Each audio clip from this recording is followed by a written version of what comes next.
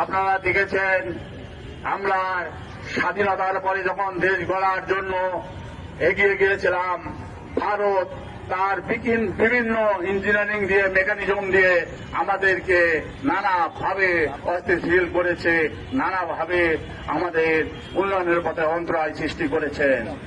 যারই কারণে 1975 সালের 15ই আগস্ট আমরা এই ভারতীয় আধিপত্যবাদের কবর রচনা করেছিলাম।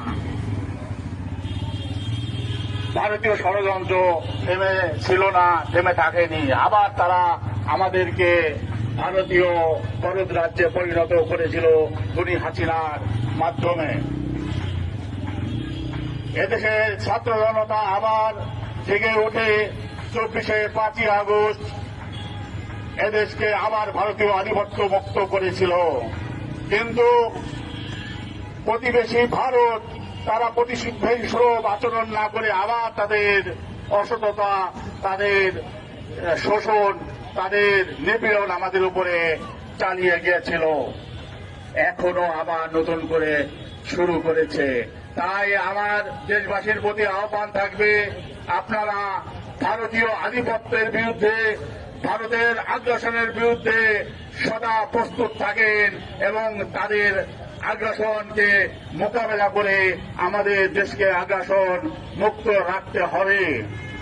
ভারত কি করেছিল?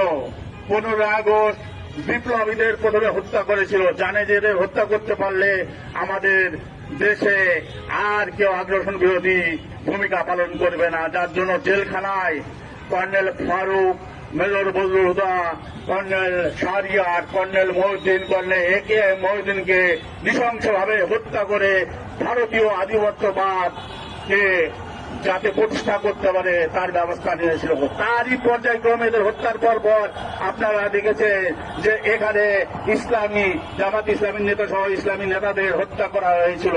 শাপলা চত্বরে হত্যা সংঘটিত করা হয়েছিল। 57 জন অফিসারকে মেরে, অসংখ্য বিডিআরকে মেরে পিলখানা ম্যাসাকারের মধ্য দিয়ে তাদের আধিপত্যবাদকে আবার শক্তিশালীভাবে প্রতিষ্ঠা করার চেষ্টা করেছিল। একই সাথে আপনারা দেখেছেন হত্যা, খুন, গুম করে যারা ভারতীয় আধিপত্যবাদের পদের কাটা হয়েছিল, দেশপ্রেমিক, তাদেরকে হত্যা, খুন, গুম করেছিল। তারই জ্বলন্ত প্রমাণ, সাক্ষ্য প্রমাণ আমাদের দেশপ্রেমিক মহাবীর লেফটেন্যান্ট কর্নেল হাসিনুর রহমান বীর প্রতীককে গুম করেছিল। কিন্তু মহান আল্লাহর রহমতে তাকে আটকিয়ে রাখতে পারেনি। তাকে আমরা আমাদের সামনে পেয়েছি। তাকে সামনে নিয়ে ইনশাল্লাহ ভারতীয় আধিপত্যবাদকে মোকাবেলা করবই। আমাদের পাশে আরেকজন আছে যাকে জুলাই যোদ্ধা তাকে হত্যার উদ্দেশ্যে মাথায় আঘাত করেছিল। এখনো 13টি সেলাই নিয়ে আমাদের মাঝে এখনো সংগ্রাম লড়াই চালিয়ে যাচ্ছেন লেফটেন্যান্ট কর্নেল ফেরদৌস আজিজ, তিনি আমাদের মাঝে আছেন। আমাদের এই সুসন্তানরা থাকতে তারা আর কখনো আমাদেরকে ভারতীয় আধিপত্যবাদে নিতে পারবে না।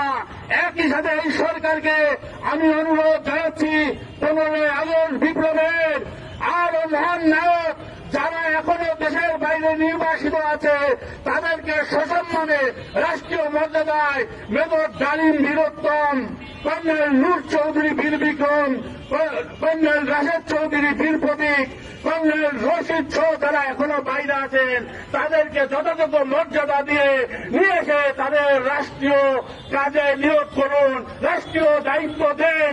ভারতের বাপেরও ক্ষমতা নাই বাংলাদেশের দিকে ফিরে দেখাতে পারে। কর্নেল ডালিমরা যদি আসে ভারত লেজ গুটিয়ে পালিয়ে যাবে আর জীবনে বাংলাদেশের দিকে তাকিয়ে থাকবে না। তাই জনগণ প্রস্তুত হন। আমরা ভারতীয় আধিপত্যবাদের কবর রচনা করে কর্নেল রশিদ, মেজর ডালিম, মেজর নূর চৌধুরী, মেজর রাশেদ চৌধুরীকে ফিরিয়ে এনে কর্নেল হাসিন, কর্নেল ফেরদৌস আজিজ সহ সবার নেতৃত্বে বাংলাদেশকে ভারতীয় আধিপত্য মুক্ত বিশ্বের দরবারে একটি স্বাধীন সার্বভৌম দেশ হিসাবে দাঁড় করাবো ইনশাল্লাহ।